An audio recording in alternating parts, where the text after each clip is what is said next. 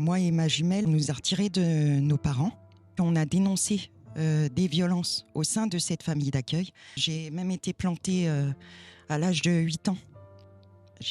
Sur ma main. Ils m'ont fait changer d'autres foyers et à chaque fois, je faisais des fugues. Soit je dormais à la rue, soit je fuguais, je me retrouvais à la brigade des mineurs. Ce qui s'est passé, c'est que j'ai rencontré cet homme qui me faisait penser au videur. Au bout de 3 semaines, les violences, elles ont commencé. Qui me faisait des interrogatoires nuit et jour. Nuit et jour jusqu'à...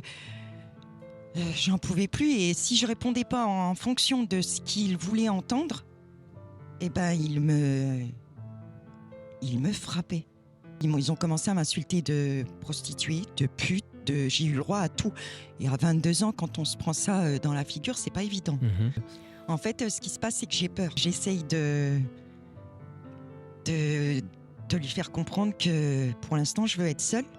Et en fait, c'est pas possible, c'est trop tard. Donc les menaces, c'est si t'as pas envie de te retrouver dans les bois avec une balle dans la tête. Et en même temps, j'apprends qu'en fait, il est en semi-liberté. Donc du coup, je ne dis rien. Il me donne des coups de poing dans la bouche et plein de sang partout. Il dit à son copain, viens, on l'emmène dans les bois. Pendant que moi, j'étais au 115, il était avec une autre jeune fille qui était mineure à l'époque.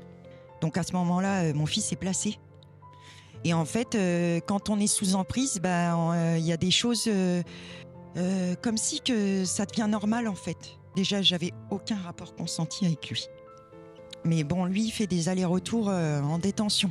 Donc il faut aussi aller assumer les parloirs. Même si c'est pas un enfant voulu, j'ai décidé de le garder. Et en fait, le soir où j'accouche, la veille, il me frappe, il me donne des coups de poing dans le ventre, il me violente.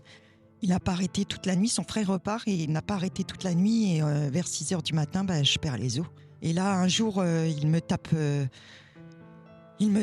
tellement fort que j'ai tout le bras. Tout le bras, c'est même pas bleu, c'est noir. Et là, moi, je m'enferme dans les toilettes avec mon fils qui avait à peine 5 mois. Et c'est là que j'ai commencé à appeler la police. Ils m'ont trouvé une chambre d'hôtel pour le soir. Puis après, le lendemain, j'avais pas de suivi. J'ai réussi à le faire condamner après avoir vécu des années de violence. Il avait mon fils dans les bras et là, il défonce la porte. Je tombe sec par terre.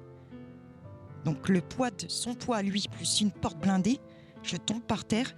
Et là, je suis emmenée d'urgence à l'hôpital. D'accord.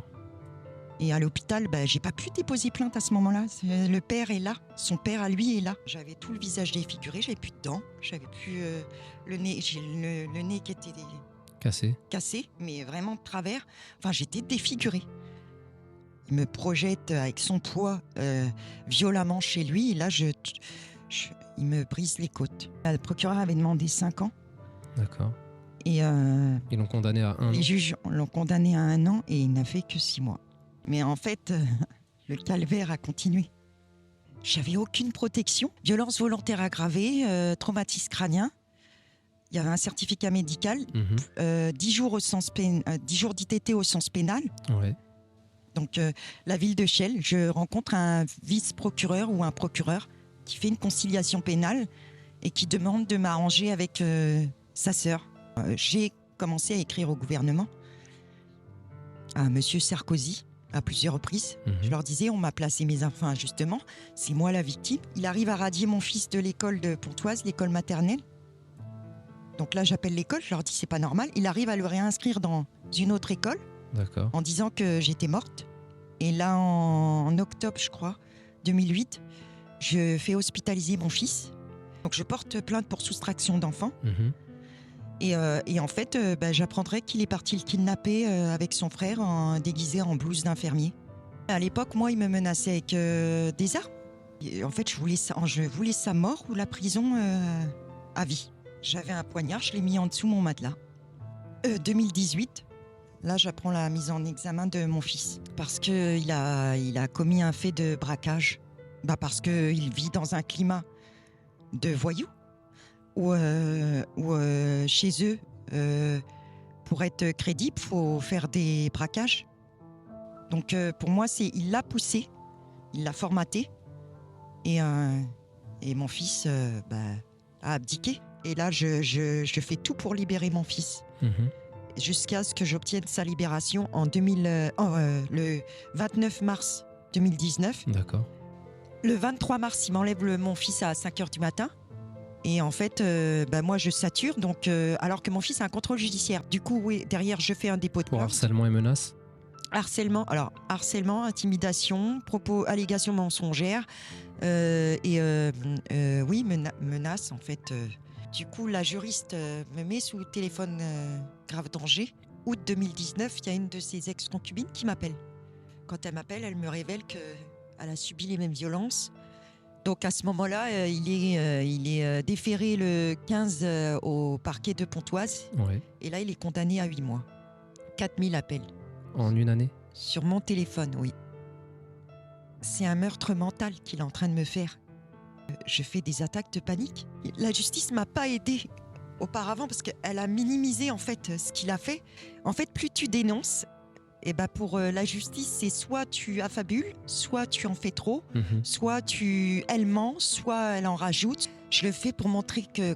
Parce que moi, depuis des années, je hurle. J'ai une souffrance en moi que je hurle et que personne ne m'entend. Et qu'on m'a souvent pris pour une folle, une menteuse, une affabulatrice. Et moi, j'ai envie de mettre en lumière les carences de la justice. Pas seulement, mais aussi du fait que cet homme, normalement, il aurait dû être enfermé depuis longtemps. Et que moi, ils ont failli me tuer. Lui a failli me tuer et sa famille aussi. Et qu'à un moment, ça peut plus durer. C'est qu'il y a eu d'autres victimes. Parce que moi, entre-temps, j'ai pu avoir deux de ses autres ex-concubines qui ont elles-mêmes vécu des violences. Pour une qui habite sur Strasbourg, dont il a eu une fille avec, il lui a fait les mêmes violences. Elle a déposé plainte, il n'y a jamais eu de suite. Elle a déposé des plaintes pour séquestration, pour menaces avec arme à feu, usurpation d'identité. Enfin, il lui a fait des tas de choses. Là, il y a une policière et un policier qui rentrent, qui me disent de sortir. Et là, le policier rentre. Et là, je commence à parler à la policière. Et là, j'entends que ça tire. Je me mets dans le salon et là, je hurle. Mon fils, il est en train de trembler. Il est par terre, il tremble. Et en fait, il se fait tirer dessus avec le taser. Et là, je me fais rouer de coups par une policière. Elle me dit, avec votre population, faut taser. Et là, elle me dit, il y en a marre de votre gueule.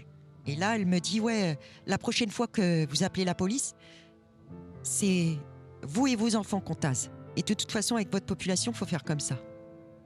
Elle me dit, ouais, vous êtes ici, vous êtes plus victime, vous êtes coupable. Rébellion, menace, dégradation de matériel.